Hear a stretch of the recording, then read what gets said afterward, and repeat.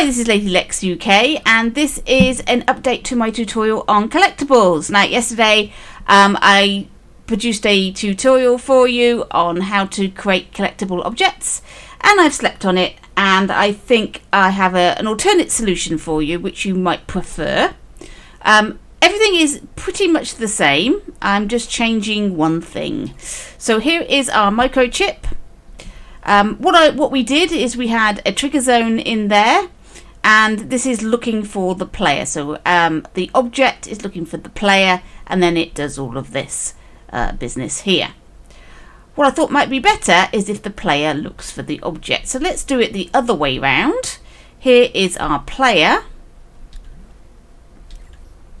and I've added a trigger zone to our player instead. Here it is here. Let's open that up. So I've put a cylinder over him, and he's going to detect a tag. I've called that tag collectible. So it's now looking for a tag called collectible, and that's it. No wireless things or anything like that. That's all it's doing. It's collecting. It's trying to find a tag, and as it walks over to our object now, instead of the trigger zone, has a tag called collectible. Exactly the same. Everything's exactly the same. We're just wiring up a tag instead of a trigger zone. Now, what is the advantage of this? Well, in terms of how many gadgets we've used, we've actually added one, because all we're doing here is we've swapped out our trigger zones here for a tag, and we've added a trigger zone to our player. So numbers of gadgets we're actually adding to the thermo. However, trigger zones have slightly higher thermo than tags. So there is a small difference in the thermo by doing this method. It's not massive. This is but probably a good idea to do it this way. The other advantage of doing this, of course, is that the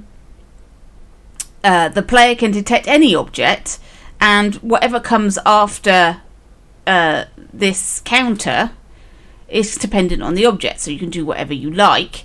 So as an added bonus, I'm going to show you how to pick up a hat.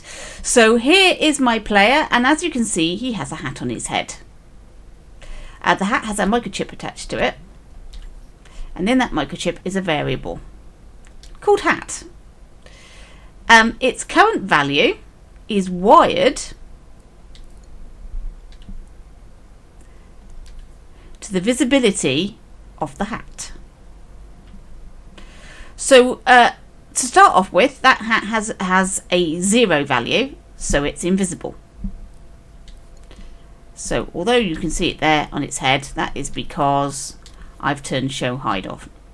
Okay, right, now let's have a look at the hat. The hat microchip has a tag in it. It has our collectible tag. So when the player picks it up, there's a variable modifier. It's looking for hat. It's setting that to 1. And that 1 is then going to turn the visibility on that hat. We're then going to destroy this hat. So if I go in and go up to the hat, and voila, I am now wearing hat. There we go, just an added little bonus for you. So I think this is probably the best method. So put the trigger zone in the player and tags in your collectibles. That's probably better than the solution I gave you yesterday, though both are valid. I just want to emphasize that they are both perfectly valid ways of doing it. The things about dreams is that logic can be done in numerous ways, and there are loads of ways to skin a rabbit. Thank you for watching, and I'll catch you in your dreams.